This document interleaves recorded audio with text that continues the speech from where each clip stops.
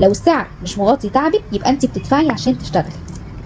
سعر منتجك لازم يكون شامل حاجه من الاربع حاجات دول. اول حاجه تكلفه الخامات، تاني حاجه تكلفه وقتك، تالت حاجه مصاريف التشغيل اللي هي الكهرباء والميه والانترنت والتغليف وكمان التوصيل، رابع حاجه اللي هي هامش الربح الحقيقي بتاعك اللي هيساعدك انت كبراند ان انت تكبري.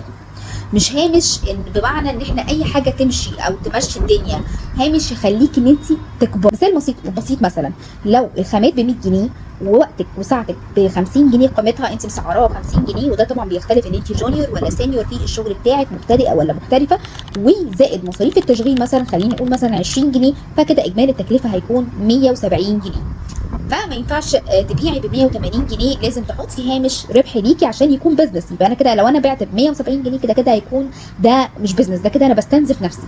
فلازم ان انا احط هامش ربح ليا عشان يقدر. يا جماعه السعر مش رقم وبس، السعر رساله، مسج انا بقولها للناس. لما تسعري قليل قوي انت كده بتقولي للسوق انا مش واثقه قوي في شغلي، وبجذب الناس اللي هم بيفاصلوا وبيتفاوضوا بشكل كبير جدا جدا في السعر، وبتعب في الاخر.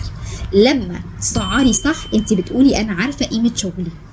في ناس في مصر كتير جدا مستعده تدفع في البراند واضح وواثق من شغله. مش لكل الناس وده طبيعي، لكن مش لازم كل الناس تشتري منك، المهم الناس صح. ودي جمله تركزي فيها كويس جدا جدا، ان مش لازم ان كل الناس تشتري مني، لكن انا مهم عندي الناس الصح هم اللي يشتروا من المنتج بتاعي.